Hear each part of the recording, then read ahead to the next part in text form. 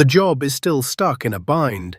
The Tiger Cat skidder's been down all morning now. One of the big cylinders gave out, and it's not something you can just weld back and keep moving.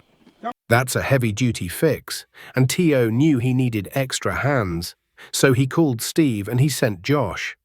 Packing those huge cylinders ain't easy. Takes precision, muscle, and the right tools.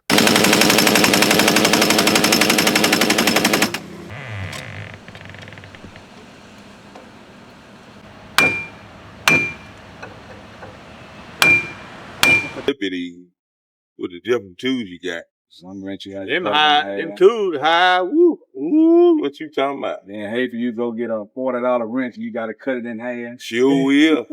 You sure will, man. We got a crescent wrench we had to cut it in half. Sure did. Just get in there, put an O-ring in the side transmission.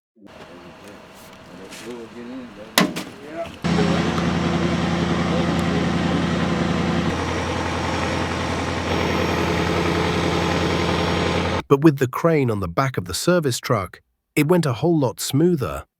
What would have taken hours of wrestling by hand, they handled in half the time. Josh lined everything up clean, got the new seal in place, packed it right, and bolted it down tight.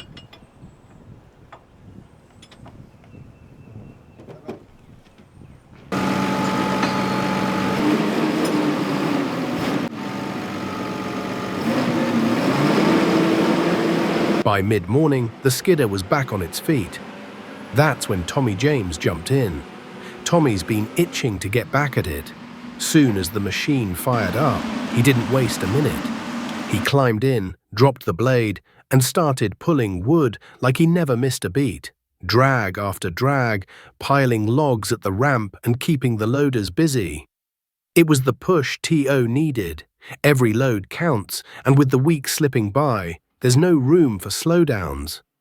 The goal is still 100 loads, and now with the skidder back and Tommy James running full throttle, they just might get there.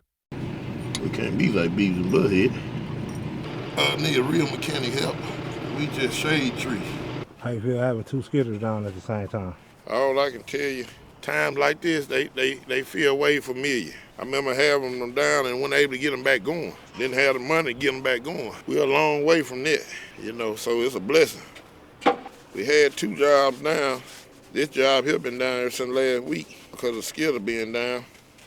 Whole blade had to come off of it, or it hadn't came off of it. Had the other job to go down yesterday around 9 o'clock, then get the two loads out. Took over half the day to get it back going, get the Tiger Cat back going, but it's one of them things. We had one steer cylinder leaking and one blade cylinder leaking. I remember the time we just put one on the steer cylinder and go back to work. But now, I try to move a little slower, so we won't here and pack all four of them. It's better to go and get it now than wait later, Knock everything out now that you possibly can, and when you get back to work, you're able to work. It gotta be done one day or another, so you might well get everything done, and when you do get it done, you can hit the ground running. And we know a little bit of something, we know a little bit about hitting the ground running. That's all we do, that's all we know how to do. What you want, Tom James? He just called somebody leaking worse than where it was. It's burning pretty good. Coming, I lit the... While T.O. and the crew pushed to finish this week's tract, just a few miles down the road, Joel, T.O.'s forester, is setting fire to a different piece of land. It's not wild, it's not out of control. It's a prescribed burn. This is a tract T.O. logged last year. Good timber came off it. And now it's time for the next step in the cycle. Burning off the thick underbrush, the leftover limbs, and the choking weeds gives the land room to breathe again. It clears the way for new growth, keeps the pests down, and brings the soil back to life. Joel's walking the lines with a drip torch, laying fire in slow, steady lines. Wind's just right, humidity's in check, he knows what he's doing, and he knows how much this helps the land stay healthy for years to come. T.O. might not be there with him today, but this is part of the same work. Logging and land management go hand in hand. You cut it, you clean it, you care for it. Because in this business, you don't just think about this week's loads. You think about the next stand of timber 10 years from now, and that's exactly what Joel's doing. I try to all the time to go the extra mile. Going the extra mile, doing the extra stuff for landowners is what keeps calls coming in. Word of mouth, little things that count. Don't call me unless the equipment on fire. At the center of it all, the trucks, the machines, the crews, the deadlines, is T.O. He's the one making the calls, checking the maps, climbing under equipment when it's broke, and climbing in the cab when somebody needs a break. He don't just sit back and point fingers, he leads from the front. That's what makes him different. But T.O. ain't most folks.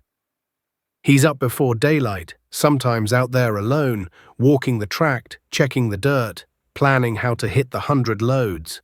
And if it takes staying out late to weld a busted gate or grease a loader so it's ready at daylight, he'll do that too. Because this isn't just a paycheck to him. It's a name, a legacy. It's his father's teaching, his family's reputation, and the example he wants to leave for every young man on that yard. Going the extra mile. For T.O., that's not extra, that's just the job.